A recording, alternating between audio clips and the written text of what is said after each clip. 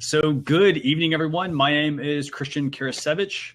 I've got my buddy here, Mr. Vincent Orlek, and we wanted to welcome you to the 20th episode of Social Chatter. 20? Yes, I know, 20. That's amazing. Whoa. Now we did skip a few weeks, but 20, that's pretty awesome. I got to say, I really enjoy doing these shows every single week.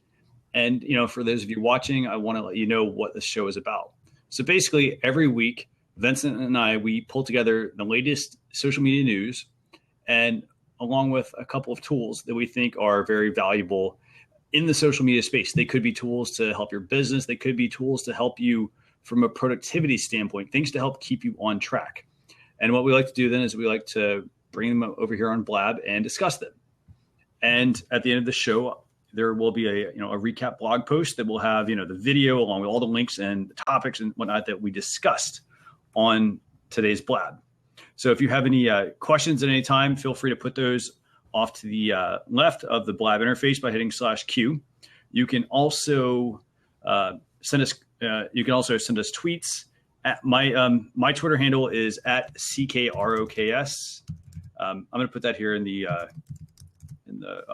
comments, the discussion and whatnot that's going on here. But you can tweet me. You can also tweet my company, Social Chefs. I'll put that in here as well. And then Vincent, what's the best? You want to put your link in there as well? Yeah, you could it's just my name. Throw that in there. So therefore, if anybody has any questions or, anything like that, feel free to put all of that information there and we will respond to them. And also, if you do at any point want to jump onto the Blab into one of the open seats, feel free to. We'd love to have you here to discuss some of these things. So by the way, let's get started. What do we got first? So what do we have first? So this week, it's funny. Every single week seems to be about Facebook primarily. Mm-hmm. This week, though, we're going to start off. We have a couple of topics on Facebook, but we're going to start off with an update from Periscope.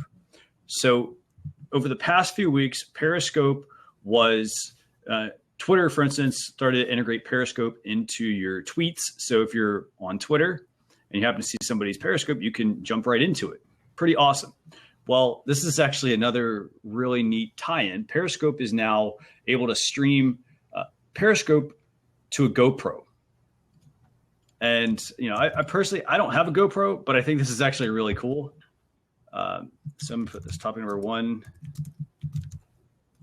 Yeah, I mean, I don't have a GoPro myself, but it definitely adds to another reason to buy one that I would potentially, be looking at. So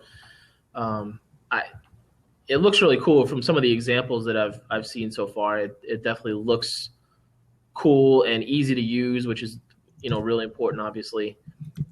Excited about it. So how would you potentially use something like that, Christian? So this is the thing. I love the idea of the GoPro. Like I said, I don't have one. My daily life is not that exciting to where I need to have a GoPro. But I think if I were a business, I could see, I'm really excited about this because I could see this being useful for a lot of different applications. I think at some point we're going to get to wearable devices. Like we're going to have cameras and body cameras and whatnot. And that's where I could see, having this kind of stuff streamed, in a way it's not like, well, I have to take, previously you had to take the video, put it on a computer or whatever, convert it to whatever format, and then upload it to wherever you wanted to share it. And now, by having the ability to do this directly through GoPro, I think it's going to be pretty neat that you'll be able to, to stream some of that stuff out. It is going to probably introduce a number of probably privacy concerns, kind of like what we have with Google Glass. People not wanting to be recorded or things like that. You think? Do you think it's different than just what normal Periscope? I think. Well, I mean, so if you get into the whole fact that like somebody's carrying a GoPro or whatever, like I think that if they don't know they're being, I think depending on what the topic is and how it's being used, the application, I think that it could raise some privacy concerns. But again, I mean, we have smartphones, like you said. We have smartphones. We can stream to Periscope and Blab, be on Blab and all this other stuff. Facebook Live video. So I don't think that, I think we're kind of going to have to get out of that comfort zone a little bit, and kind of expect people to be able to, to give people access, to let them do this kind of stuff. Yeah. I like at this point, I think people notice if someone else has their phone pointed in their direction. Right. And so a GoPro, if it's kind of just hanging on someone's neck, I don't know. Maybe there's that concern. I mean, I think with GoPros, a lot of times it gets enveloped into activity, like the extreme sports and all that, because it's so well known for that type of thing, and it comes across looking great with someone's in a wingsuit soaring down a mountain with a GoPro on. Of course, that's fantastic. Right. But the GoPros can be used for. Here's one example I can tell you. My wife works in early childhood education for a consulting group, and they go in and talk with school teachers and schools in their classrooms about how best to set up their classrooms and things like that, the environment, right? They have GoPros because they take the GoPros and they put them on the kids. And it allows adults to see the vantage point of what a kid sees throughout the day. That is like you would never think about that with GoPro, right? But with an early childhood educator, let's say, that person to be able to see that, oh, okay, here's the child, and you can see what they're looking at, and specifically like what they're doing, where they're focused, right? And and see, oh, when an adult comes and is standing up here, and they're looking at them, you can see how intimidating it is. So you understand why they say to kneel down and get on the child's level. Something as small as that is, to me, that's a more important use of that than an extreme sport. It's not as fun. I mean, it kind of is kind of fun, but that the uses for it, I think, could be. I think that opens up a lot of the uses for it in a big way. I mean, all over the place. And really, any realm that you want to have a live action camera without having to hold your phone necessarily, could be fair game. Yeah, and I sort of think we're kind of saying the same thing too, because like I was talking about, like hey, having a body camera and GoPro, like they're big devices, or they're big devices to be able to, for instance, like stick to your shirt or whatever, and not kind of look silly. Like if you're in a business setting, I mean, they work great for like extreme sports. I could, if they came out with something that was smaller, that people in a business setting could use, I could see that totally being used, to where they're, to where it's not like, to where it just doesn't stand out. You know what I mean? See, they could do, what they could do? I mean, we do things with it on the tripod, and we'll do time lapse of a room, let's say, but it could sit in a room and almost do a webinar, or not a webinar, a conference, conferencing between one room that's in, Toledo and the other room's in LA, and they're tied in because it's Periscope, and it could even be private because you could limit it to just this one follower. Right. So I wonder if that's part of the play too, is potentially even the business side, right? With that type of a thing. Now that you mentioned that, I didn't even think about that. So I mean that's the way I see it. At least I see it being, I think it could be very useful. I think it's going to be great if I'm into extreme sports or if I'm into extreme sports or I'm into any type of sport, for example. It's awesome for that. Even if I'm not into. Well, it's a natural fit. I play tennis. I mean, it would be awesome, for instance, to me to be able to, if I want to do coaching, I could, again, business use, I could use a GoPro and as a tennis coach, be able to broadcast that, for example, to help, and again, that helps anybody who's on there, not just like, participating, like if I'm playing a tennis match or I'm doing extreme sports or whatever, I could, by me sharing that out with people, it helps me also build my following, and people start to see, if I use the right hashtags, things like that in the conversation, I think that would actually, really help broaden the scope of, no pun intended there, the scope of Periscope and GoPro. So I'm excited about it. I think it's, I think that, there need to be some additional devices and whatnot tied into it. But I think that's the first step. I mean, you could tie that to a drone, because GoPro's got some potential drones, I think. You could tie it to that. You could tie it to some of their cameras. Does Periscope also then come out with additional devices that they work with? For example, I could see them making their own. Yeah. Really. Mm-hmm. At some point. So, I mean, something, I mean, do they have, some sort of, if you could have like a dongle or whatever that you could attach Periscope, you could somehow attach to your DSLR camera or something, maybe. Yeah. So, got a lot of potential. I'm giving you props on that one. I'm excited. I love technology. So, yeah, that the Peridrone. Mm-hmm. Absolutely. The drone scope. So overall, I mean, I'm looking forward to it. I mean, I think initially people who probably see this are probably like, well, that's not really useful for me, but it can be, I think, given the right equipment. It's just time. I mean, as time marches on and these things get more and more developed, and it's more in people's hands, more so than people are going to find uses for it. They're going to start using it, and you're going to see something you'd never even thought of in a million years that someone used it for. Yeah, absolutely. I mean, I think that, there's just, I think the key thing is right now, if you look at it, like here's the thing, I already read about it and I'm already thinking beyond just what it does. That's what I encourage everyone, even if you're a business owner and you said, hey, I don't have any plans to use Periscope or GoPro or whatever. Just try to think of, different ways that you might be able to use it, because I think when you do that, you may not want to use those services at the moment, but you may come up with other ideas of how you can use it with other things, or something similar. So, I'm looking forward to that one. So topic number 2, by the way, I'm going to move on to this unless you have anything you want to bring up. No, go for it. Cool. So topic number 2 today, we have this is something we've talked about a few weeks ago, or maybe it was a few months ago, actually. It was Facebook reactions. So Facebook's coming out with potential, I don't think it's really rumored anymore, but they're coming out with Facebook reactions. Basically, it's going to give you an additional way to like something on Facebook. So it's not, and here's the thing. I always felt bad about, I can't say felt because we still have the like button, but I feel bad about liking certain types of posts. For example, if someone has a family member that passed away, or they have something that, is just really sad that they posted on Facebook, I don't, like, in a way, it's like I want to encourage you, and say, hey, I'm there for you, but the like button doesn't really suffice for that. So I think personally, I think Facebook is, I'm glad that they're actually finally going to be updating likes to reactions. And I don't know, have you had a chance to play with any of those?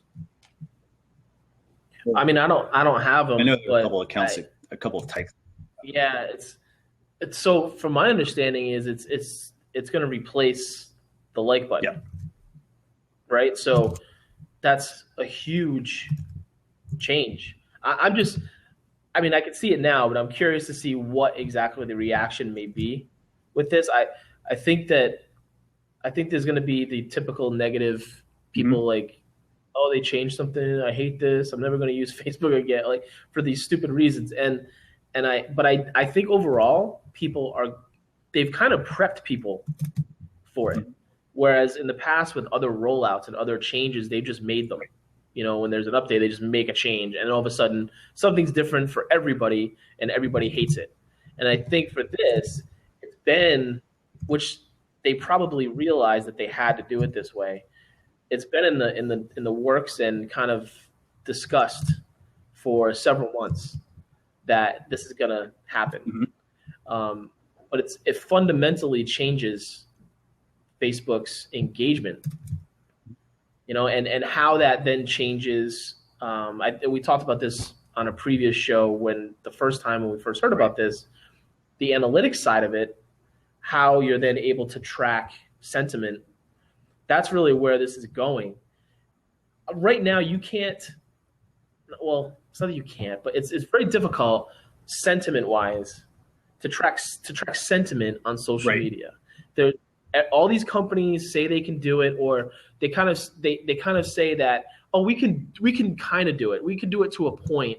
We can track sentiment based on this and this, negative, positive, neutral. And yeah, they kind of can, but yeah, really they can't, because they're just going off of keywords for the most part. And correct me if I'm wrong, Christian, unless you've seen something different, because I know you see a lot more tools and things that I do. The ones that I've ever seen, it's going off keywords, and maybe happy faces and sad faces, and if there's something like the phrase weight loss, where it's something someone puts in a tweet, I've experienced this amazing weight loss, 50 pounds in the last week, yay! Or forget the yay, they leave the yay out, but they just say weight loss in the sentence. That gets attributed as a negative sentiment, which it's not in reality, right. But because the word loss is in there. So I'll be curious to see. This does make it easier, I would think, because within the algorithm and the tracking, the analytics, it could just look for and track those coded emoticons, right. And track sentiment like crazy. And again, Facebook is ahead of everybody with that.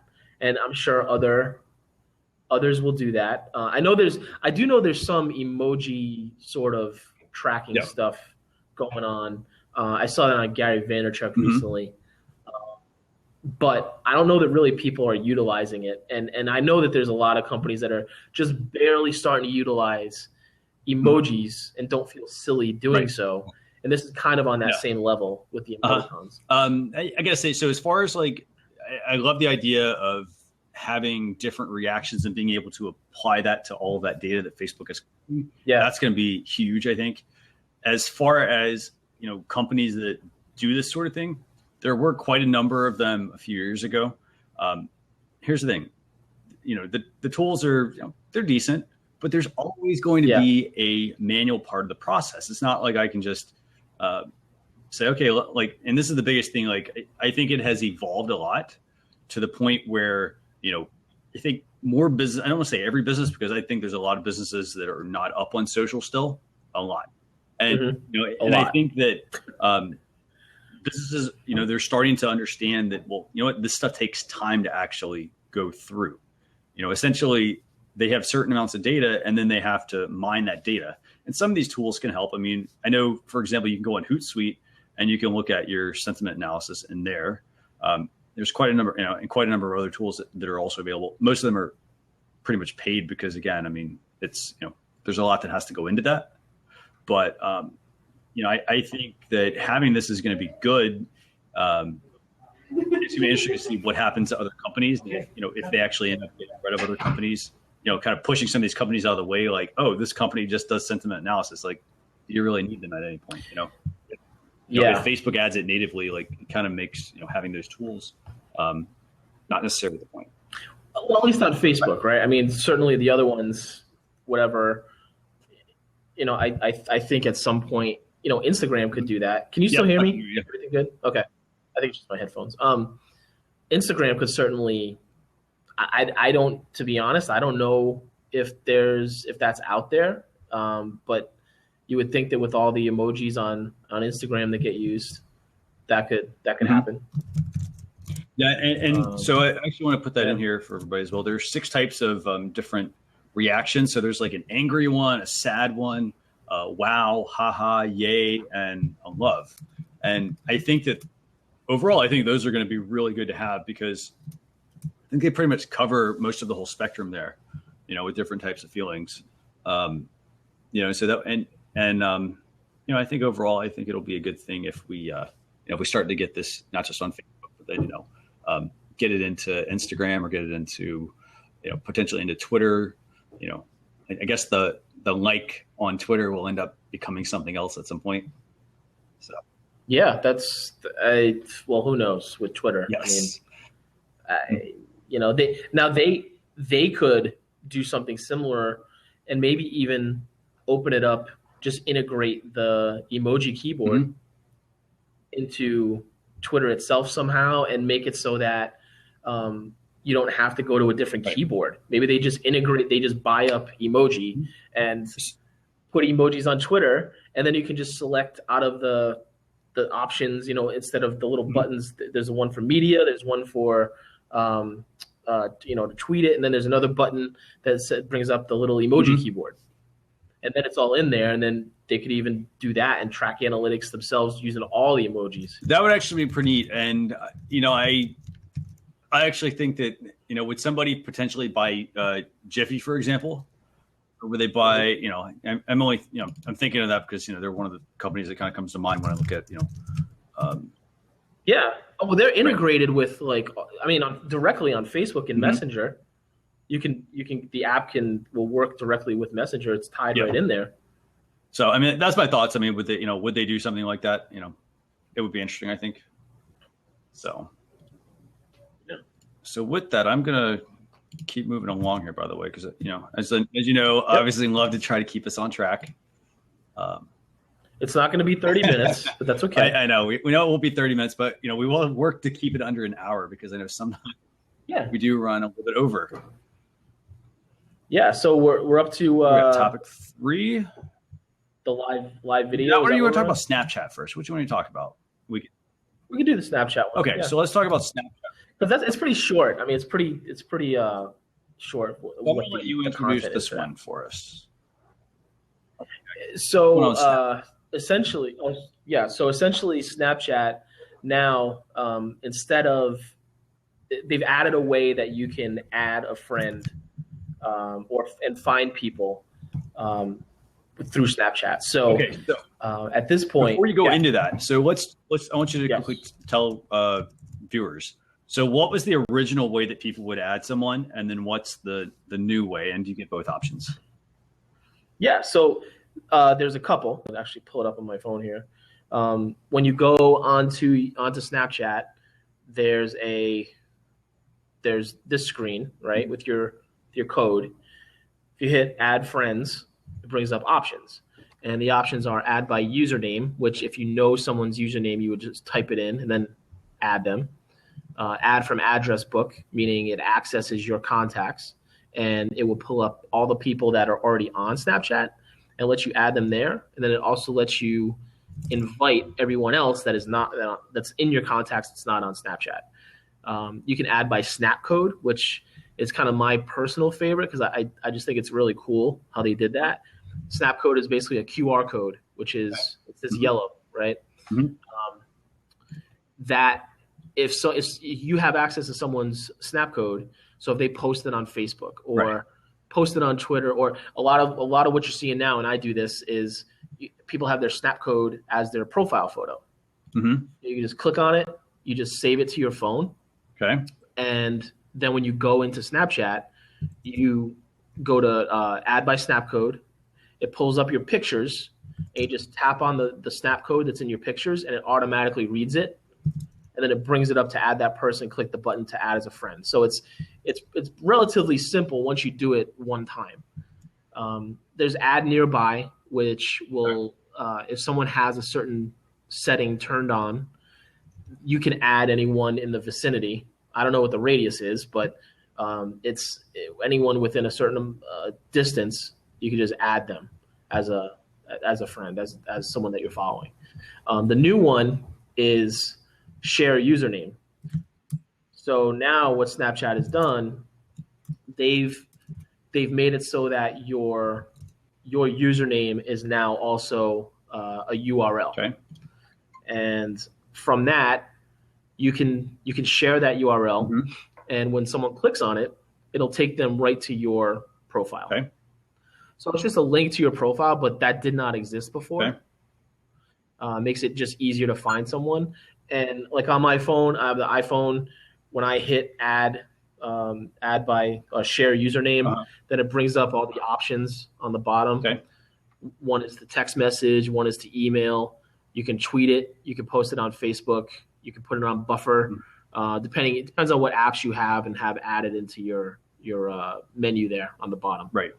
So it just makes it that much easier for someone to find you, for you to share yourself with other people on the platform. Okay. Whereas before it was some people, it was a little tricky because if they didn't totally get Snapchat yet, it was a little process to find other people and add other people. So this just makes it a little bit easier to do that. Okay, very cool.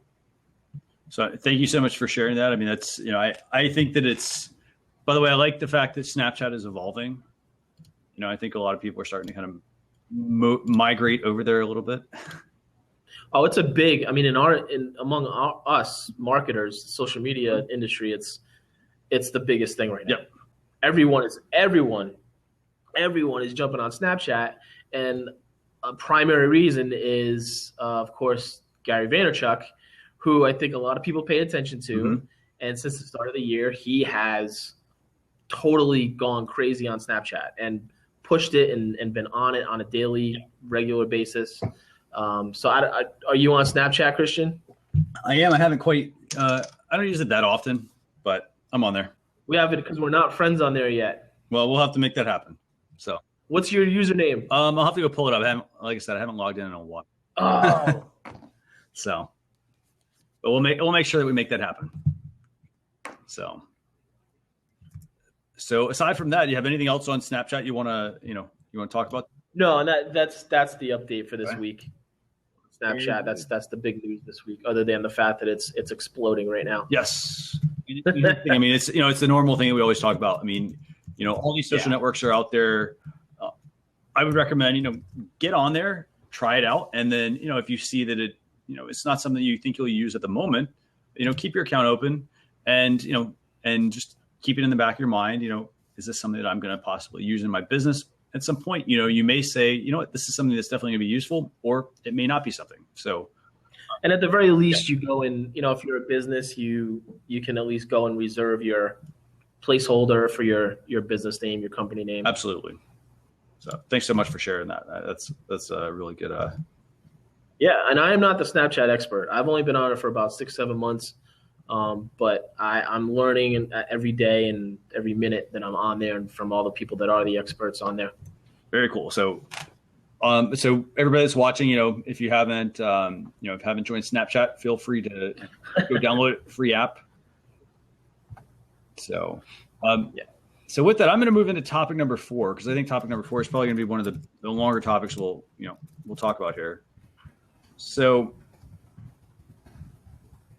And actually, before I go into this, I want to answer this question. So we've got, who is this on here? Let's see. Jeremy Griffin. We got Jeremy Griffin on here, and he said, hey, I've got no clue what I'm doing with Snapchat. None of my customers are on it.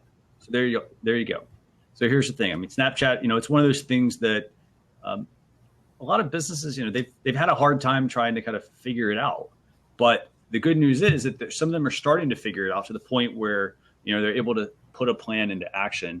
And if I'm a business and, depending on what size I am as a business, I really have to stop and take stock of what types of assets, what types of things can I broadcast through Snapchat? And, in some cases, you may not have things that, will work for your business. If you can't come up with something, look at other competitors, like look at your competitors and see what they're doing, or see if they're on these networks. And in that way, it'll give you some ideas.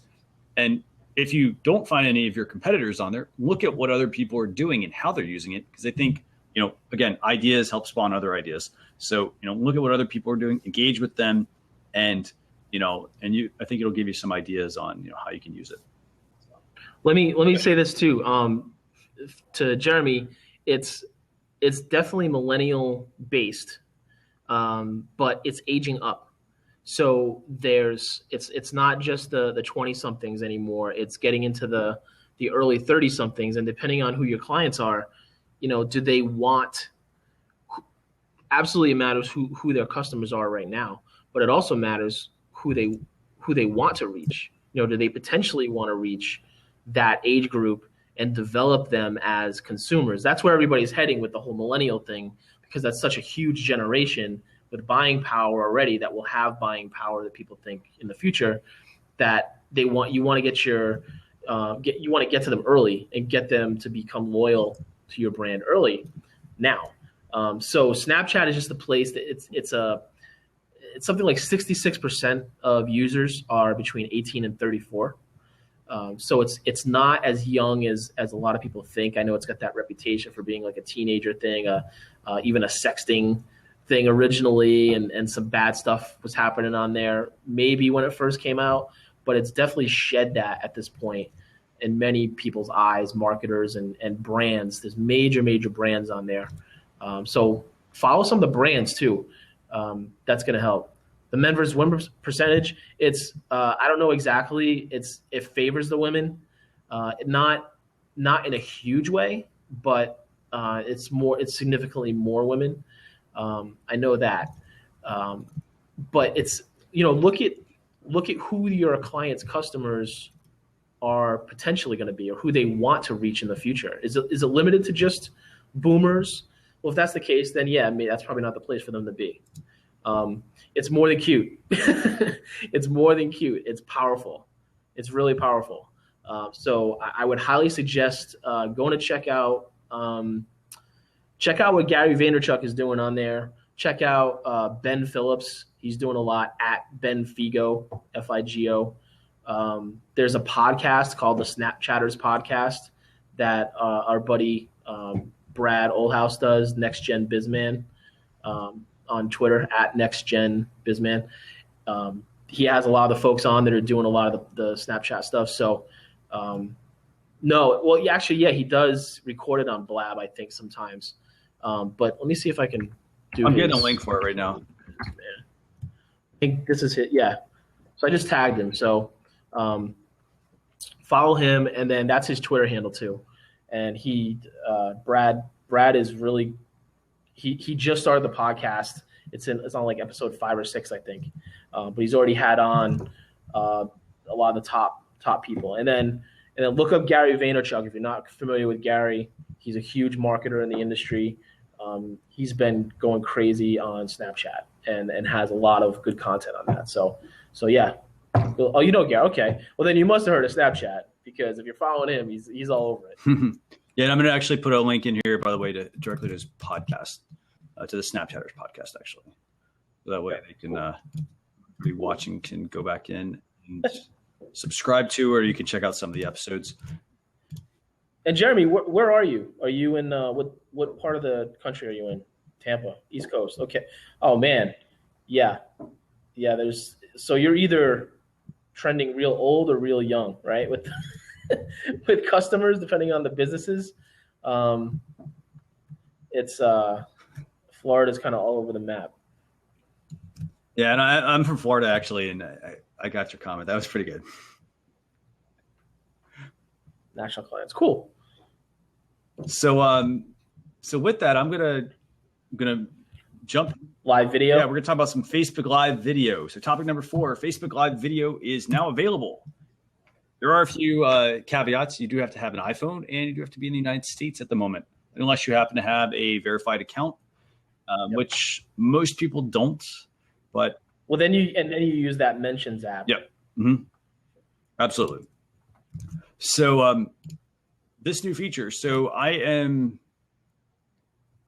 had this for a while. I just haven't quite. I think it's been a few months actually, but I've had this for a while, and it's pretty awesome. I would absolutely love to see this come to Facebook pages at some point. Again, I mean, I guess if I'm a celebrity or a public figure or whatever, I can broadcast and whatnot. But it would be an awesome feature, I think, to have on a Facebook page, to be able to tie this into my business in some way. And then there's so many. This kind of gets into the whole GoPro thing too. I mean, there's so many things that you can do with something like this. Yep. For example, I mean, if I were going to, if I were a business, for example, let's put it in your case, like if you're running an event, you should be, it'd be awesome for you to be able to set up a stream on your Facebook page, to stream some of your, shows and whatnot. Yeah, absolutely. I mean, we do it with Periscope. Yep. We use Periscope. So this would, for us, for the brand, the main brand that I manage, it's Facebook is it. Facebook is the thing that people use. Right. So for us to be able to stream all of a sudden and hit 160,000 followers with a notification saying, "Hey, we're streaming live." Right. Yeah. So it remains to be seen if Facebook takes it that way. Right. I don't know. I was positive that they would allow everybody to have access to Facebook Live at some point, to live streaming, like just individual users. I don't know if they'll let brands do it. Yeah. Or if they'll let them do it for free. Maybe it becomes a paid thing, because can you imagine, like, every brand has the ability to stream live on Facebook? How many brands would use that on a daily basis? Not maybe the one brand doing it every day, but per day, how many brands would be streaming? Yeah. Well, see, so you bring up a really good point. A lot. So, like, I could see it being extremely useful for anyone with the Facebook page to be able to, to give you essentially another tool in your toolbox to be able to stream. For example, like if you've got a book launch, you're launching a book, awesome. Like you could have, if I were a Facebook page and I could, if I were an author, love to have that feature. If I am, a coach, like for example, I'm a social media strategist. So, I'm constantly talking social media, sharing updates or talking about new features and whatnot. That's where I love to be able to jump on and almost have like a mini one-on-one session with people to be able to, offer that to, to my audience. If I'm, a business and let's just say I'm, obviously you got the standard ones. Like if I'm an actor, or a musician, a famous musician, or I'm in a band, so much like potential there that I could, tie this into my social media strategy. If I'm a small business, let's say I make like cakes or whatever, I'm a baker, I could also use, Facebook Live video in that sense. Because again, it's another tool. Like I could stream, hey, here's a quick way to do something. For example, here's a quick way to, let me show you this, certain technique, for example, or, hey, watch me cut out, this sort of lattice or whatever for the cake. So I see that I think there's so much potential, but you're right. I think it's going to come down to, what direction, how far they want to take it. Because I think that it's a really, really, really, really awesome feature. I mean, just even on the again, we talked about this before, but on the back end, on Facebook's end, if you're making it available to every user, every iOS, right at the moment, every iOS user, and in the US, right? Is that what it is right now? Yes, iOS and US. So that's probably a couple 100 million people. Yeah, I know. It's like right? 1 billion people or whatever. It's like, oh, it's a tiny amount, but yeah. But I mean, there's even a difference between a couple 100 million people having access to something and 1.5 billion people having access to something, or even 1 billion people. Their servers, I don't know how that works. I don't know how all that works when you're all of a sudden now there's streaming video, live video that then gets also stored. Yeah.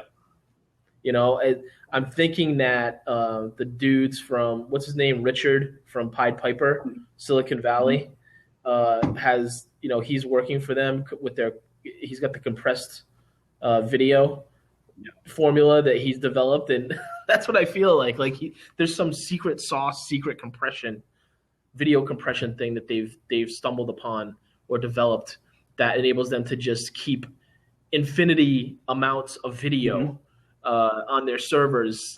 It's crazy the amount of data that Facebook must have stored. Oh, the data is going to be just insane. I mean, it's just unfathomable. I can't believe that. I just can't even think about it. I mean, and it's not like they're building, at least not that we know of.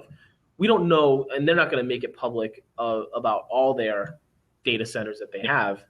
I'm sure they have multiple ones that we don't even know exist. But the ones that we do know exist, I mean, there's only a couple that are kind of in the public eye. Right. Like we know there's one in I think it's Sweden that's in like the mountain. Right.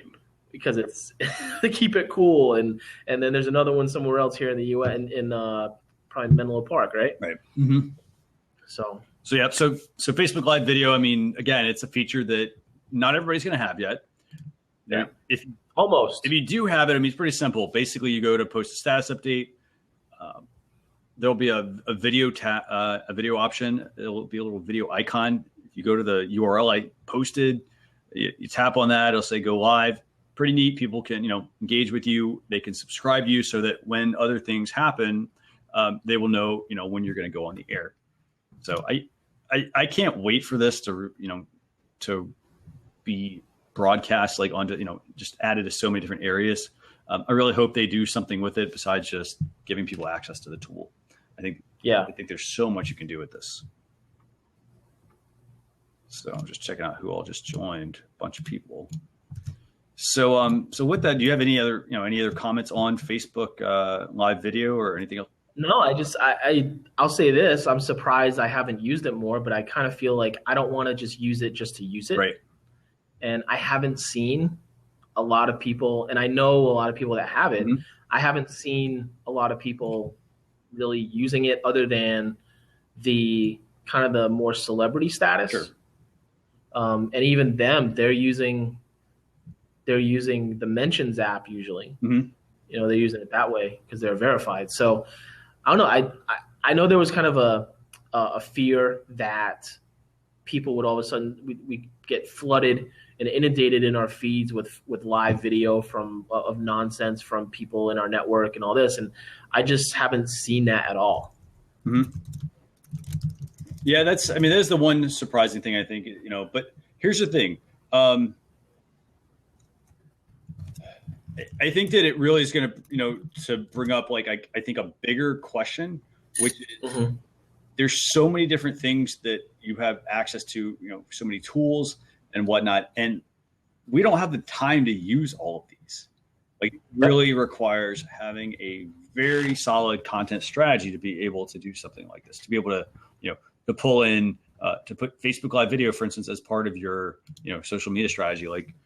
That has to be, it's not just oh, hey, I'm going to be on Facebook. You really have to, focus in on what Facebook Live video can do and then how it can help your business. And, the other thing is, I think also from a time management standpoint, if, you've got all these, you can't do everything. You can't be blogging and creating YouTube videos and live streaming. You just can't do all of it at once. One person, there's only so many hours in a day. And it's kind of tough because people are kind of almost in a way on content overload. So you have to really find ways that are going to be useful for you as a business owner, to really make it successful. I would recommend, when it first comes out, make sure you spend, I've said this a lot, spend some time with the tool, see how it works, see if there's any practical use for it in your business, and keep building off of it. And, at first you do it and there's, you're going to have a small audience. And I think once you kind of really, hit on something that really works for you, that's when I think you really start to see all these features take off. But I think the real key thing is there's just too much stuff. Yeah, there's a ton. Yeah. I mean, look at even just how many different platforms are there to blog on other than mm-hmm. your own site. Right. You would just, certainly you can use WordPress for the back end or whatever, but then there's also LinkedIn Publisher, there's Medium, mm-hmm. there's Facebook Notes, there's several different places, and it's well, then do you take the same content and put it on each place? Mm-hmm. Or, just that alone, right. you could just do that full time alone and worry about that stuff full time and blog on those places full time, and then have someone else full time distributing that stuff all over social. Yep, absolutely. And here's the thing. I think if you get to the point where you have all these awesome ideas, it may be, I think the key thing is a lot of people, they don't have a social media strategy in place. A lot of people just... Even businesses too. And here's the thing. It doesn't matter what business you're in. If you're a small business or even just a gigantic corporation, most of them do not have a strategy in place. And they kind of just, everybody just kind of, flies by the seat of their pants. They jump into something and then, they kind of work at it a little bit, but there's no defined strategy. And I think that's the key. That's the same thing with this. If you're going to try to make something useful in your business, you really have to put a little bit of time into developing a rock solid strategy and then executing on that strategy, as opposed to just, as opposed to just like, working without one. Because if you don't have, what's that quote? It's like any road will get you. Like what was it? You know the quote I'm talking about? Not until you say it. It's like, yeah, I know. It's like any road will get. It's like if you don't know where you're going, any road will get you there. Sorry.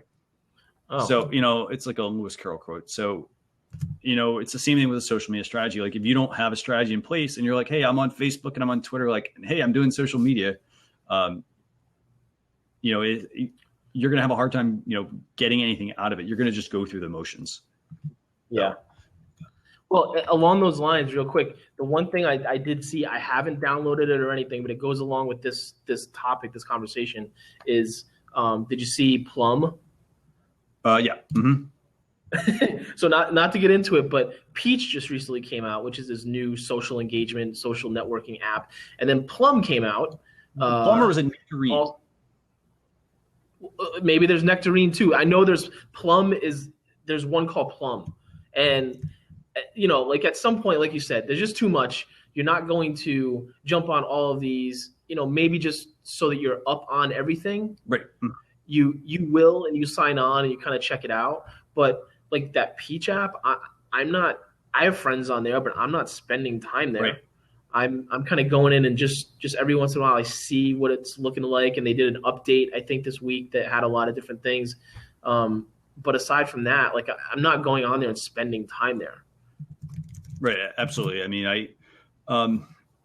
it's about at least staying, and that's kind of what we try to do with the show. And we try to give you the information, and give you some practical usage, and how you can go about, using some of these tools, but again, I think the key thing is, as you've said, I mean, you don't have to be on every network. It's, you want to go where your audience is at. Yeah. And you shouldn't be on every network. I recommend, I don't tell, I advise people that, because they ask that question, like, well, how can I post and be on all these places? I'm like, you can't, and you shouldn't be. You should be on the ones that make sense for you, and that's, you have to evaluate that for yourself. It's all based on your business or you personally, but it's up to you to evaluate that or get some help based on what your needs are to evaluate that. Right, absolutely. So I think I love your your recommendation there, but so. By the way, is anybody in the audience, do you have any questions on anything on anything we've covered today, or do you have any advice as well for how does a business choose to pick a social network that they should be on? So if you have any questions, leave those over in the questions area. You can also put them in the discussion area as well.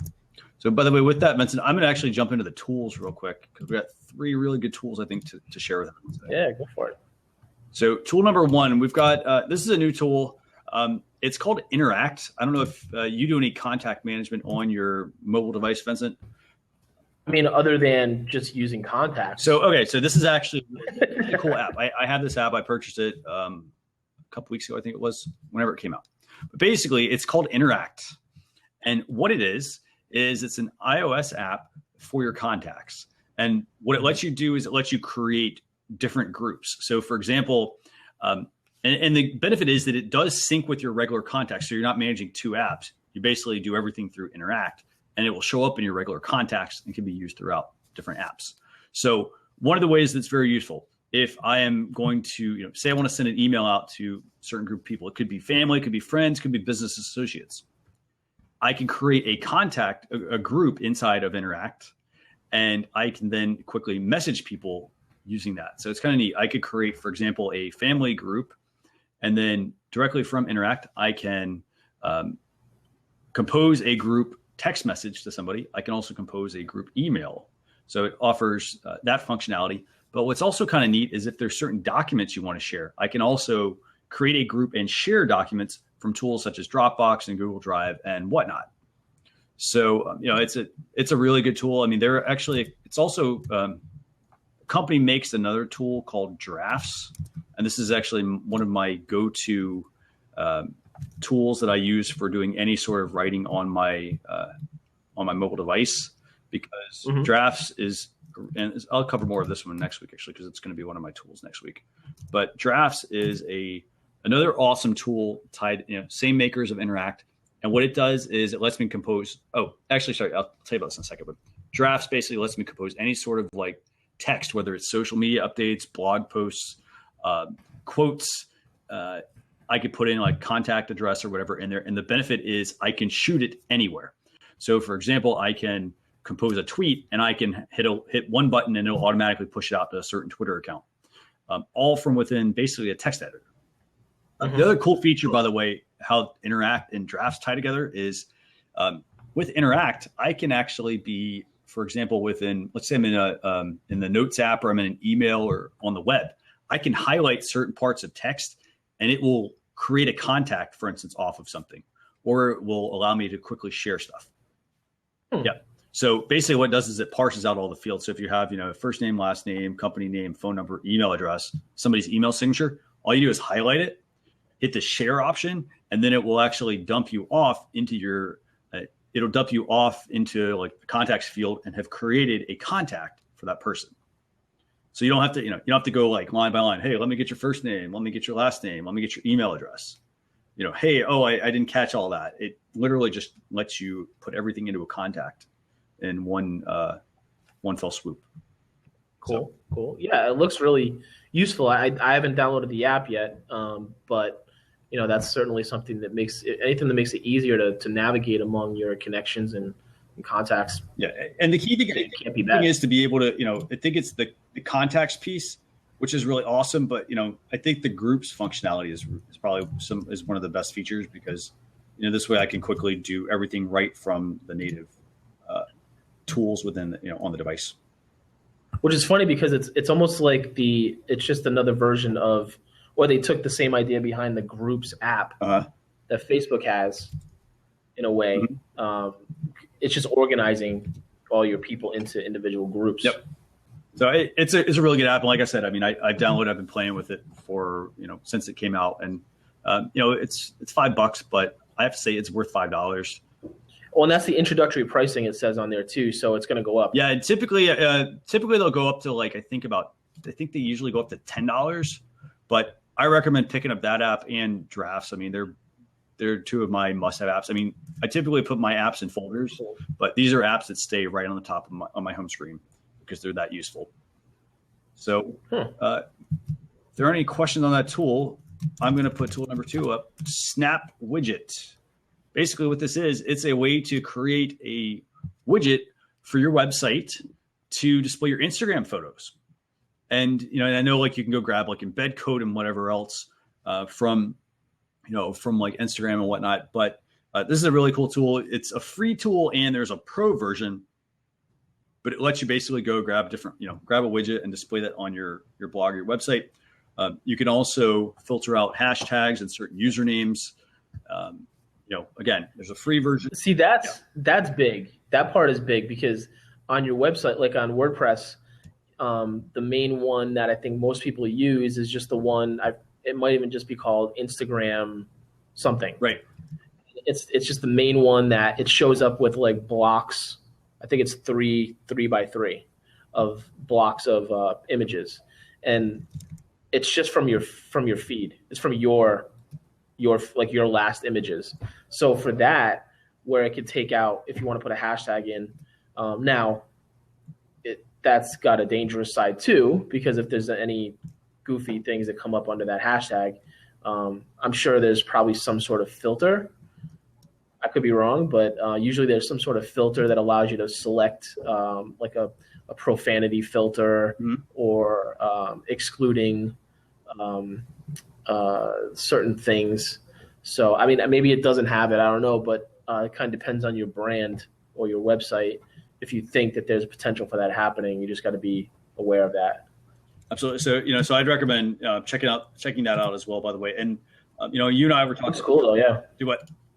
It looks cool. Yeah. I mean, it's a free tool. I mean, you might as well try it out and test it out. Yeah. See how it works. Like I said, there is a paid version. They do give you, so for example, with the paid, you can get like up to, I think it's like 10 different widgets. You can, they've got a username piece. They also tie into Google Analytics. They've got custom CSS styling.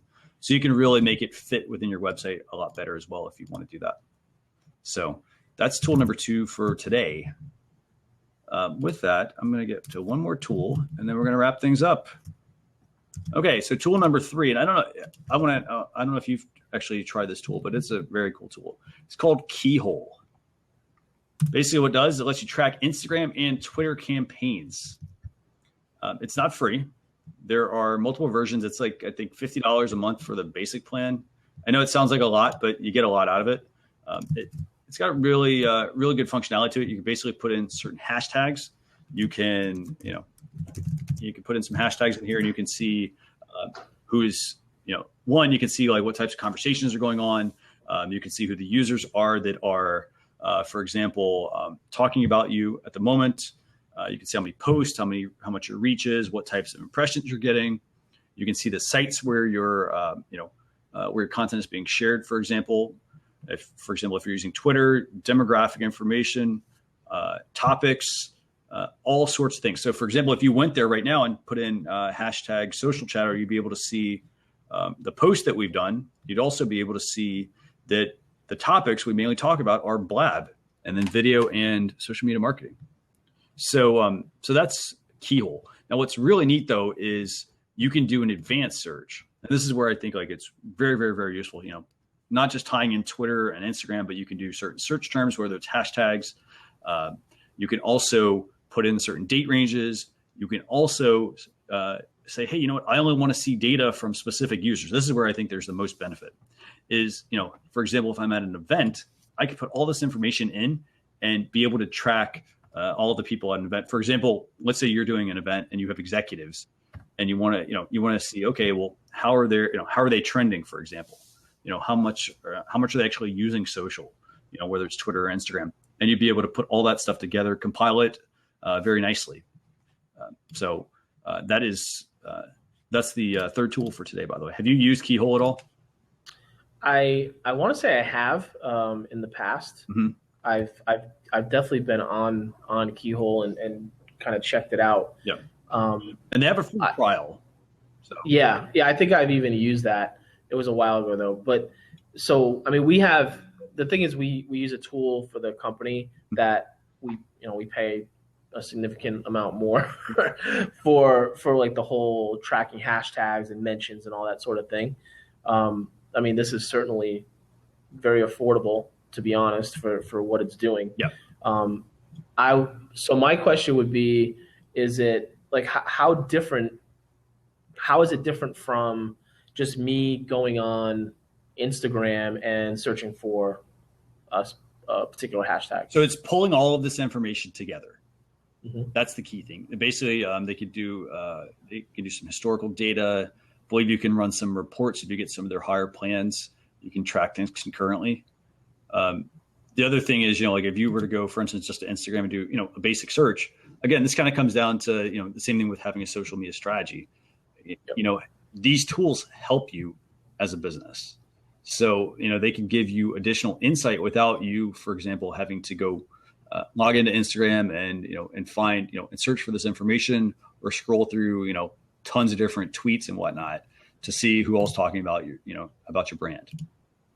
I looking at it, because I did run like a quick hashtag search, and it reminds me of Twitonomy. Mm-hmm. It's got some different and better analytics involved, and I'm just looking at the example, like not right. It's a sample off of what I put in there. It's not the account or paid version or anything.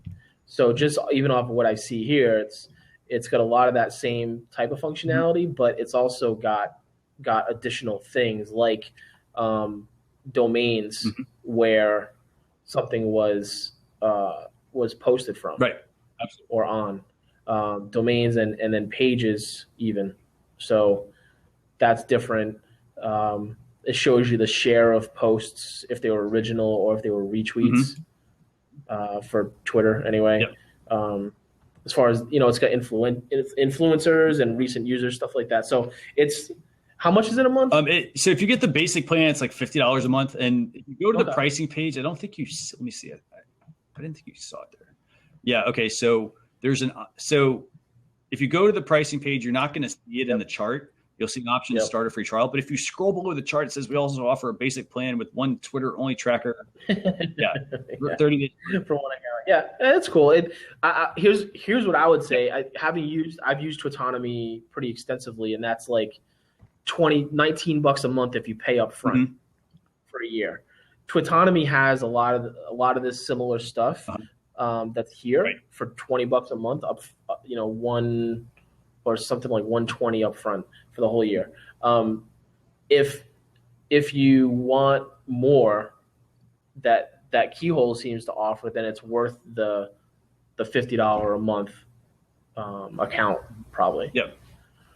Yeah, I mean, so that, and again, I mean, it really comes down to, if I'm if I'm a small business, this could save me a lot of time. But I also have to look at, where are my social media efforts being put? Am I putting them into, do I have a big presence on Facebook or Twitter or Instagram?